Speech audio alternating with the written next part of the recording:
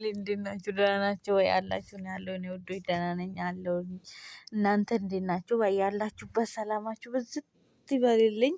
የኔ ውዶች የኔ ውዶች ዛሬ ማለት ነው ትላንትና የለቀቁት እነ ፍቅርዬ ቪዲዮ ፉፉ አረ ንቃ ፍቅር በጥፊ ምችኝ ልንቃ በቃ የሆነ ልጁን አወዘጋገበችው ማለት ነው። በቃ እና ማርያምን እያልሽ እኮ ነው።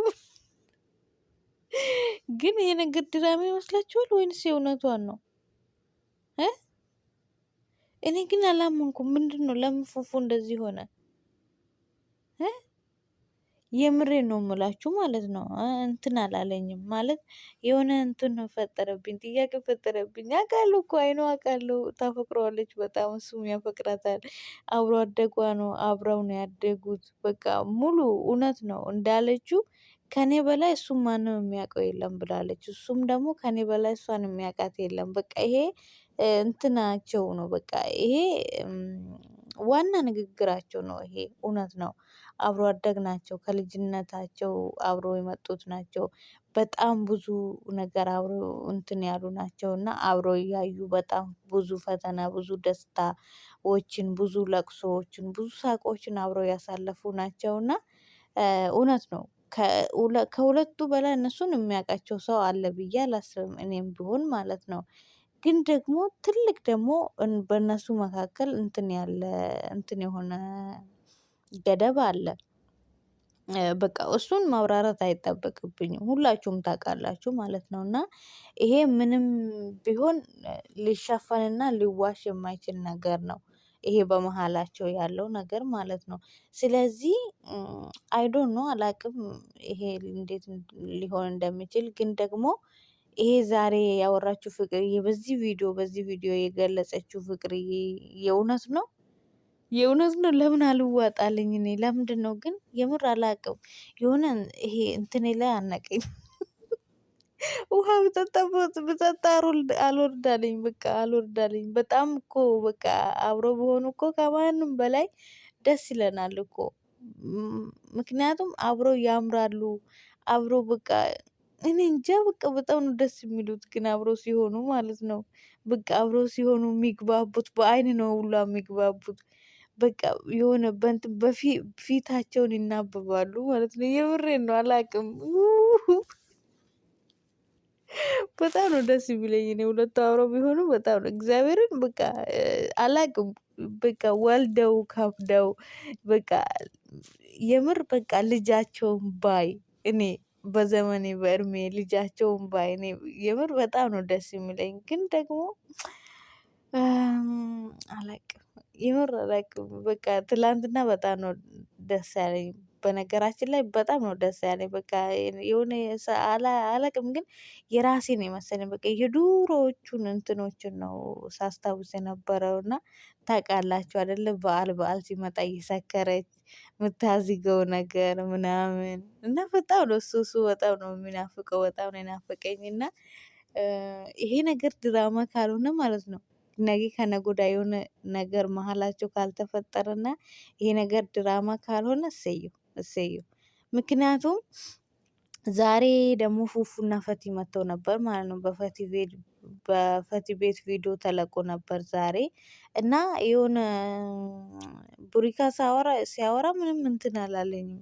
የሆነ ደስ አላለኝም። ይሄን ሰሞን ሀፕን እያደረጉ ቪዲዮዎች ላይ ምናምን እያለ ነበር ሲያወራ የነበረው እና እንትን ለምን እንደሆነ አላውቅም። እሱ ነገር እንደዛ ሊያወራ የቻለበት ምክንያት አልገባኝም። እና በቃ የዛሬውን ዛሬ ቡሪካ ያወራው ወሬ ሲሰማ እየሰከሱ ነው እንዴ እነኚህ ልጆች ብዬ አሰብኩኝ። ታውቃላችሁ በቃ ለምንድነው ቡሪካ እንደዛ ሊያወራ የቻለው ብዬ አሰብኩኝ። ከዛ ደግሞ ፈቲ ደግሞ ምን ትላለች?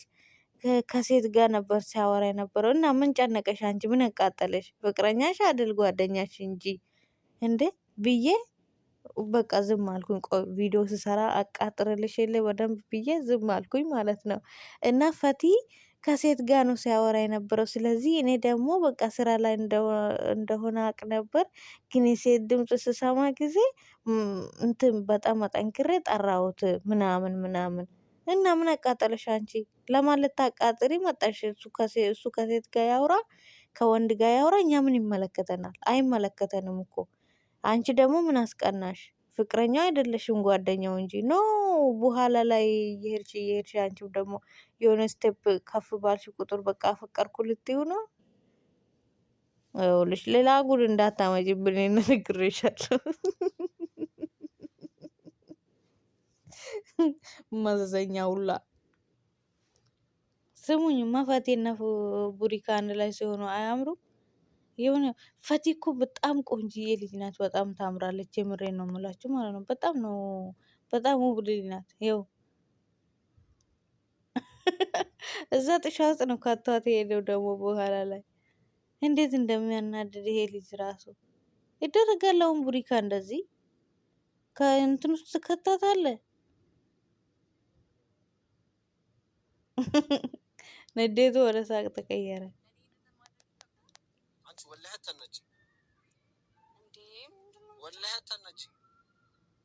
አቃጠለችው።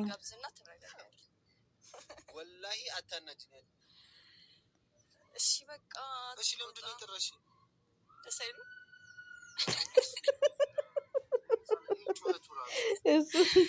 እሱ ነዷል። እሷ ወላሂ እየተናደድኩኝ ማላ በዛ። ዛሬ ደግሞ የምን እንጂ ጅዋሽ አሬች ልጅነታን ወላሂ ጻና እንዴ ሲደብርሽ ፈታ ማለት ትፈልጊ ደውይልኝ አላልከኝ? አላልኩሽ? ማንን ነው የምታሸው? ብለሃታል። ማንን ነው የምትዋሸው? ባለፈው ፕራንክ ያረካት ቪዲዮ ላይ ምንድን ነው ያልካት? አልሰማንክም? የት ብወስድሽ ነው ደስ የሚልሽ ምናምን አላልካትም? እና እዚህ መምጣት ደስ አላታ? እሷ ምን ታርገች እንዴ?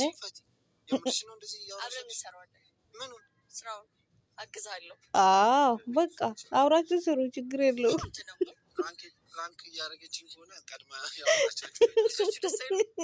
አንተ ግጥሙ ስትጽፍ እሷ ዜማውን ትበልልህ።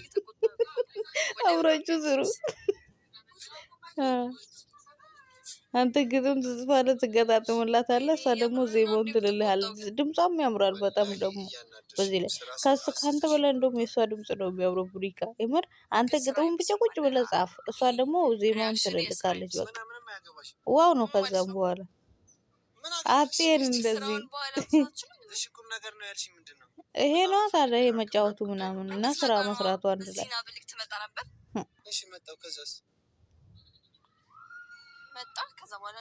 ለማንኛውም የኔ ውዶች ማለት ነው ሰብስክራይብ አርጉ። እኔንም በቃ ገፋ ገፋ አርጉኝ። እያረጋችሁልኝ ነው፣ እግዚአብሔር ይመስገን። እንግዲህ ሰው አንድ ብሎ ነው ሁለት የሚለው።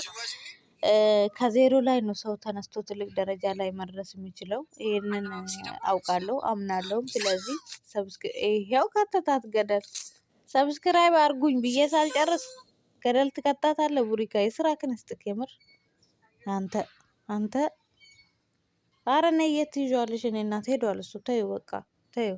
እና ከሴት ጋር ነው ያልሻት ነገር ግን ይሄ እንትን አላለችኝ። ፈጠፈጠሽ ይዞ ብቻ ቤተሰቦች እንደዚህ ይሆናል ብዬ አልጠበቅኩም ነበር እውነት ለመናገር። አጋጣሚ ደግሞ ስመጣ አይስክሬሙም የለም።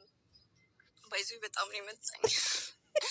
ሲጀመር የስራ ጉዳይ ኪቶነ ሰማማት ከሴት ይቅርታ ጋይስ፣ እኔ እንደዚህ ይሆናል ብዬ አልጠበቅኩኝም ነበረ። ከሴት ጋር ነው ያልሽው? ምንድን እናሳልፍ ነበረ እዚህ ይዤ የመጣሁት